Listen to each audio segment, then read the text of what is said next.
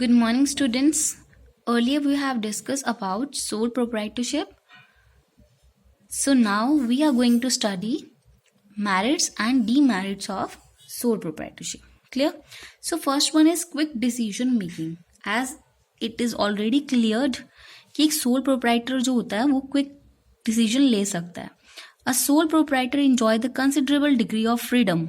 That means कि उसने क्या किया, एक अच्छी खासी फ्रीडम होती है उसमें अपने डिसीजंस को लेने के लिए.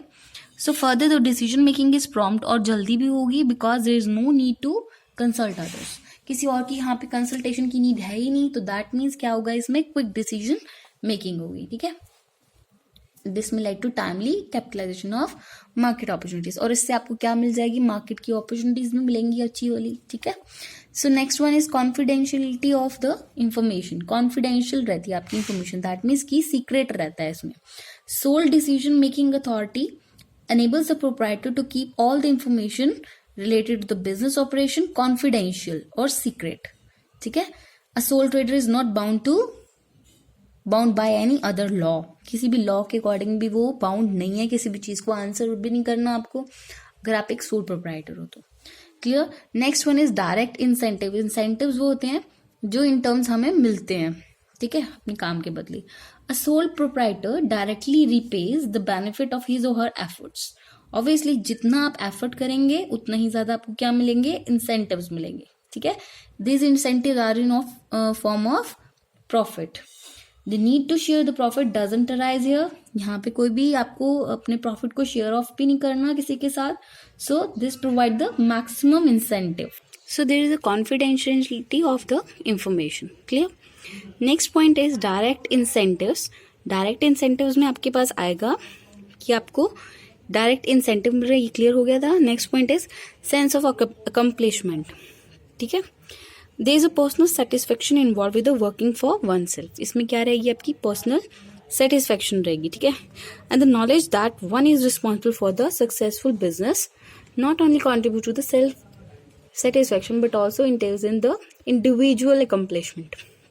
मतलब आप में इसमें आपको अकम्प्लिशमेंट रहेगी, एक सेंस ऑफ अकम्प्लिशमेंट दिखाई देगी. ठीक है, next one is easy of formation and closure. Obviously ये हमने पहले भी डिस्कस किया था कि इसका फॉर्मेशन और क्लोजर जो होता है बहुत ही इजी होता है. An important merit of sole proprietorship is possibility of entering into business with legal minimum legal formalities लगेंगी इसमें आपकी, and there is no separate law governs the sole proprietorship. So the proprietorship is an easy way to start and close the business as per the wish of the owner. आपकी wish रहेगी, आप इसको start करें या बंद कर दें. Next we are going to cover the limitations.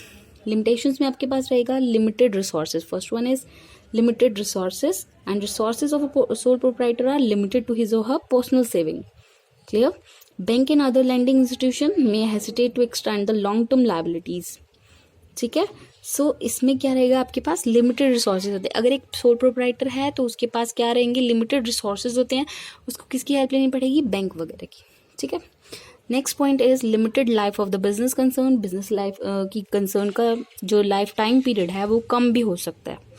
हो सकता है आपका बिजनेस बहुत लॉन्ग रन में चले और may be it may be of short run. ठीक है, in the eyes of the law the proprietorship and the owner are considered one and same. दोनों एक ही हैं. एंड डेथ, इंसॉल्वेंसी और इलनेस हो जाए अगर प्रोप्राइटर को, it's affect the business. So इसमें इस केस में आपको यही एक्सप्लेन करना है कि इसका जो लाइफ स्पैन है वो लिमिटेड होगा. क्लियर, इसकी लिमिटेशंस में आएगा ये. Next one is unlimited liability. But obviously unlimited liability तो रहेगी, है ना, क्योंकि प्रॉफिट अगर ज्यादा होगा तो प्रॉफिट भी वही देख रहा है and the risk is also taken by the proprietor also, है ना. So a major disadvantage of sole proprietorship is that the owner has unlimited liability. Clear? If the business fails, the creditor can recover dues not merely from the business asset but also from the personal asset. Creditors होते हैं जिनसे हम क्या ले रहे हैं, हमने जिनसे लिया होता है और हमें उन्हें देना होता है. ठीक है, सो इस केस में क्या रहेगा, वो हमारी पर्सनल एसेट्स को भी ले सकते हैं. ठीक है, a poor decision and unfavorable circumstance can create a financial burden on the owners.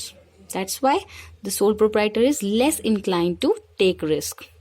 Clear? उसकी जो liability है, अगर मान लो बिजनेस को लॉस हो जाता है तो it would be a great loss to the proprietor also. Clear? Next one is limited managerial skill. It is the last point. Okay, the owner has to assume the responsibility of the varied managerial tasks such as the purchasing करनी है या finance करनी है या selling करनी है. तो इस केस में सारा जो मैनेजेबल एबिलिटी होती है वो प्रोप्राइटर की खुद की होगी. ठीक है.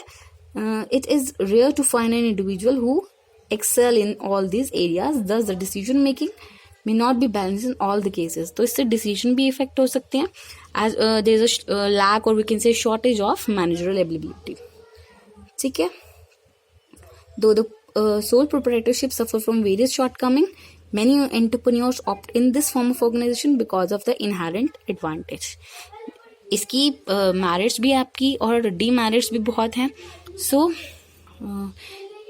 while selecting it, a person or a proprietor must consider all this point. So that is all about today.